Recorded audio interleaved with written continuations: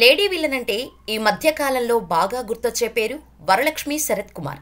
గంభీరమైన గొంతుతో, కరుకైన మాటలతో, భయపెట్టే హావభావాలతో హీరోలకు ధీటుగా నటిస్తున్న ఈ నటి హాఫ్ స్క్రీన్ లో అల్లరి అమ్మాయి. సమస్యల్లో ఉన్న వాళ్ళకి అండగా నిలబడే అసలైన హీరో.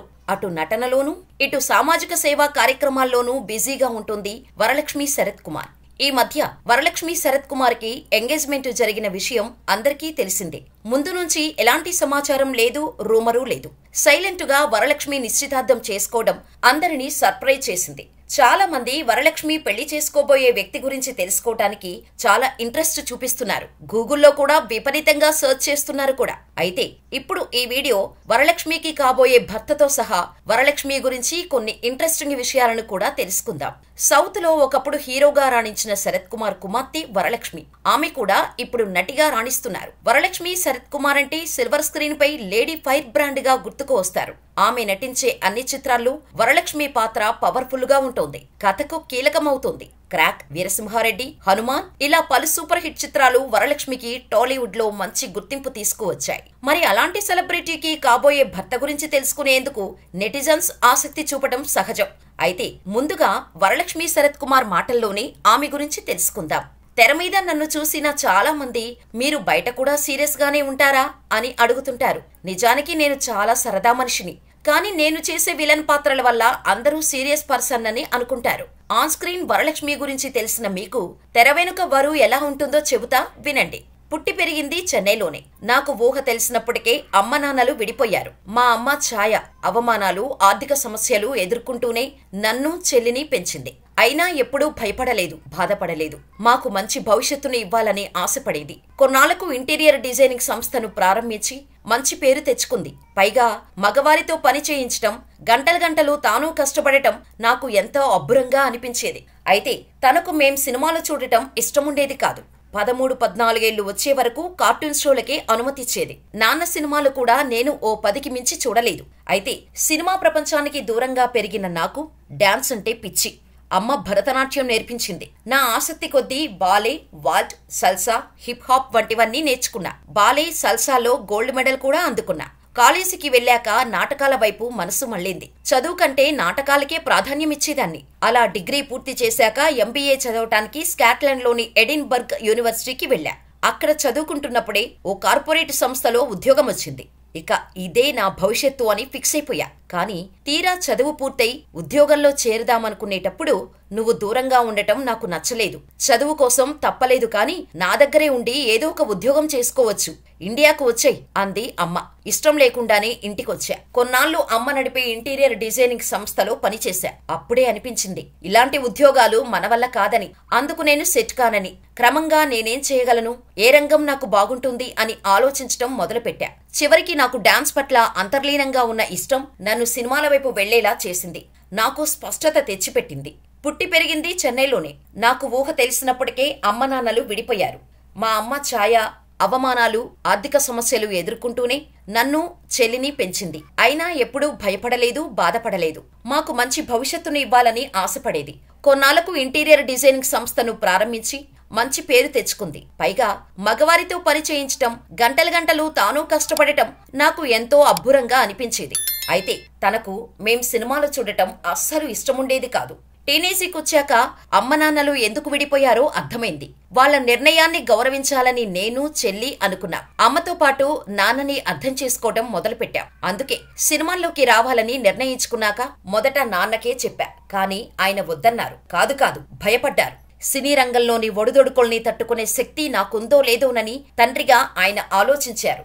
అమ్మ నా ఇష్టాన్ని కాదనలేదు. నాన్న ఒప్పుకోవట్లేదని తనతో చెబితే వెంటనే నటి రాధికా ఆంటీకి ఫోన్ చేసి విషయం చెప్పింది. నాన్న రాధికా ఆంటీని పెళ్లి చేసుకున్నాక అమ్మ తనతో మొదటిసారి మాట్లాడటం అప్పుడే. వరువు కోరుకుంటే మనం తనని ప్రోత్సహించాల్సిందే. మీ ఇద్దరూ బయలుదేరి రండి, ఆయనతో మాట్లాడదాం అని ఆంటీ అనడంతో షూటింగ్ లో ఉన్న నాన్న దగ్గరకు ముగ్గురం వెళ్ళాం. మా ముగ్గురిని చూసిన నాన్న షాక్ అయ్యారు. అమ్మ, ఆంటీ ఒక్కటే పోయి నాన్నని ఒప్పించి ఆయన భయాలన్నీ పోగొట్టారు.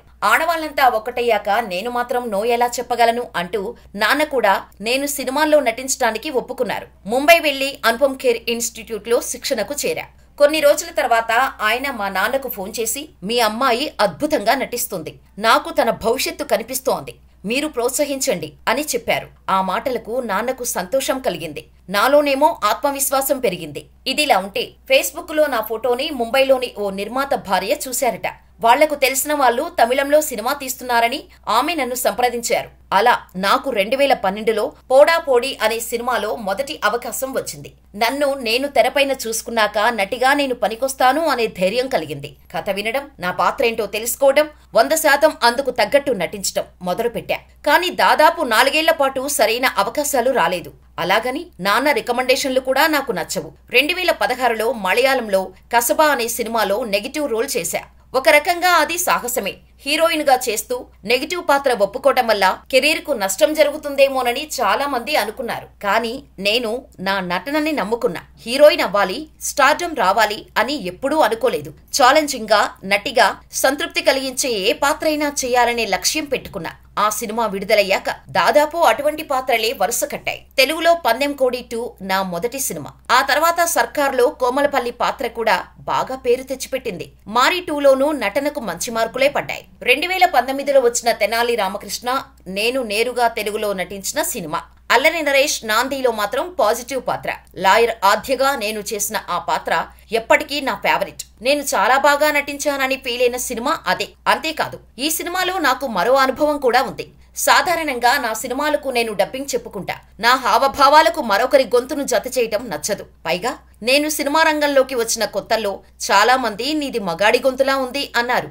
మరికొందరేమో అసలు హీరోయిన్ కు ఉండాల్సిన వాయిస్ కాదన్నారు. అందుకే నా పాత్రలకు నేనే డబ్బింగ్ చెప్పాలని నిర్ణయించుకున్నా. పందెం కోడి 2 నుంచి తెలుగు రాకపోయినా యాసగా ఉన్నా నేనే డబ్బింగ్ చెప్పుకుంటున్నా. నాందికి మాత్రం నాతో చెప్పించకుండానే వేరే వాళ్లతో చెప్పించి ట్రైలర్ రిలీజ్ చేశారు. అది చూసి షాక్ అయ్యా. పైగా ప్రేక్షకులు కూడా వరుకి తన గొంతే సూట్ అవుతుంది అంటూ కామెంట్స్ పెట్టారు యూట్యూబ్ లో.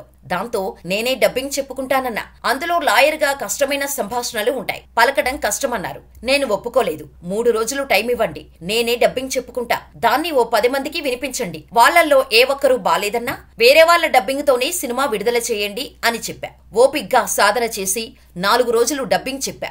అంతా అయ్యాక మీరు చెప్పిందే బాగుంది, చెప్పలేరేమోనని పొరపాటు పడ్డా అన్నారు డైరెక్టర్. చాలా మంది ప్రేక్షకులు నా నటనతో పాటు గంభీరంగా ఉండే నా గొంతును ఆదరించారు. అది నాకు చాలా సంతోషంగా అనిపిస్తోంది. అలాగే బాలయ్య వీరసింహారెడ్డిలోనూ 5 పేజీల డైలాగు ఉంది ఒక సీన్లో. అది పూర్తి చేయటానికి 3 రోజులు పడుతుందని నా కాల్ షీట్స్ తీసుకున్నారు. నేను ఒక్క పూటలోనే ఆ సీన్ చేసేసా. ఒక్కసారి వింటే పక్కాగా గుర్తుపెట్టుకోవడం నాకు చిన్నప్పటి నుంచి అలవాటు. ఇప్పుడు అదే నాకు టేకులు తీసుకోకుండా పనికొస్తోంది. క్రాక్ విడుదలయ్యాక చాలా మంది నన్ను జయమ్మ అని పిలుస్తున్నారు. కథ వినగానే నచ్చి ఓకే చెప్పా. ఆ గెటప్, మాట తీరు భలేగా ఉంటాయి. అందుకే ప్రేక్షకులకు బాగా కనెక్ట్ అయింది. ఇక పక్కా కమర్షియల్లోనూ నాకు తెలియంది చాలా ఉందని కథ విన్నాకే అర్థమైంది. అసలు ఇలాంటి కథ ఎలా రాశారబ్బా అనుకున్నా. ఫెర్టిలిటీ సెంటర్ హెడ్ గా నటించిన ఈ సినిమాలో ఫ్లాష్ బ్యాక్ సీన్స్ కోసం నేను బరువు తగ్గాల్సి వచ్చింది. నేను ఆరాధించే వ్యక్తి జయలలిత అమ్మ. ఎప్పటికైనా రాజకీయాల్లోకి రావాలనేది నా కోరిక. నాన్న నుంచి మంచి క్రమశిక్షణ నేర్చుకున్నా. సెట్కు కూడా టైంకి వెళ్లడం అలవరుచుకున్నా. నాకు షార్ట్ టెంపర్. నా కళ్ల ముందు తప్పు జరిగితే అస్సలు ఊరుకోను. దానికి కారణం కూడా ఉంది. నా చిన్నతనంలో లైంగిక దాడికి గురయ్యా. అమ్మ నాన్నలతో ఆ విషయం చెప్పాలో కూడదో తెలియని వయసు అప్పట్లో నాది. చాలా భయపడిపోయా. అలాగే నేను హీరోయిన్ అయ్యాక ఓ టీవీ అధినేత అన్యాపదేశంగా నాతో గడుపుతావా అన్నాడు. పోరా బయటకు అని చేయి చేసుకోబోయా. ఆడపిల్లగా ఎన్నో సమస్యలు ఎదుర్కొన్న నేను పిల్లలకు గుడ్ టచ్, బ్యాడ్ టచ్ గురించి చెప్పమని తల్లిదండ్రుల్ని కోరుతున్నా. మన దగ్గర చాలా మంది పెద్దవాళ్లు పిల్లల దగ్గర అలాంటి విషయాలు ఇప్పటికీ మాట్లాడట్లేదు. అందుకే నాకు జరిగింది చెబితే అయినా వాళ్ల పిల్లలకు అవగాహన కల్పిస్తారని బయటకు చెబుతున్నా. అంతేకాదు, చెన్నైలో సేవ్ శక్తి పేరిట ఎన్జీఓను స్థాపించి గృహహింస, అత్యాచార బాధితుల కోసం పోరాడుతున్నా. లాయర్లను పెట్టి వారి తరపున కేసులు వేయించి న్యాయం జరిగేలా చూస్తున్నా. దాంతో పాటు వారికి ఉద్యోగాలు ఇప్పించి భవిష్యత్తుకు బాసటగా నిలుస్తున్నా. జంతు సంరక్షణలో భాగంగా చెన్నైలోని 3000 కుక్కలకు ప్రతిరోజు ఆహారం అందిస్తున్నా. మానసిక ఆందోళనలు ఉన్నవారికి నిపుణుల సేవలు అందిస్తూ అందుబాటులో ఉంచుతున్నా. అమ్మ చేత వ్యాపారాలన్నీ మాన్పించి ఎన్జీఓ బాధ్యత తన చేతిలో పెట్టా.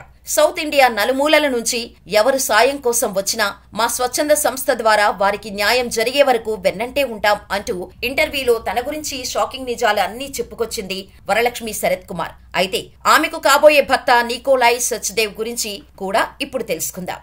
అసలు వాళ్ళిద్దరూ ఎలా ప్రేమలో పడ్డారో తెలుసుకుందాం. ముంబైకి చెందిన ఆర్ట్ గ్యాలరిస్ట్ నికోలాయ్ సచ్దేవ్. అతడికి గ్యాలరీ 7 పేరుతో ముంబైలో సొంతంగా ఆర్ట్ గ్యాలరీ వ్యాపారం ఉంది. ఇక్కడికి తరచుగా బాలీవుడ్ సెలబ్రిటీలు వస్తుంటారు. ఆ విధంగా నికోలాయ్కి సినీ ప్రముఖులతో సంబంధాలు ఉన్నాయి. అయితే తొలిసారి నికోలాయ్ సచ్దేవ్ వరలక్ష్మి అక్కడే కలుసుకున్నారట. ఆ తర్వాత పరిచయం పెరగడంతో ఇద్దరు ఫ్రెండ్స్ అయ్యారు. సచ్దేవ్ కి ఆల్రెడీ ఇంతకు ముందే పెళ్లైంది. 2006లో అతడు ఫిట్నెస్ కోసం కోచ్ అయిన కవిత అనే మహిళని వివాహం చేసుకున్నాడు. వీరికి కష అనే కుమార్తె కూడా ఉంది.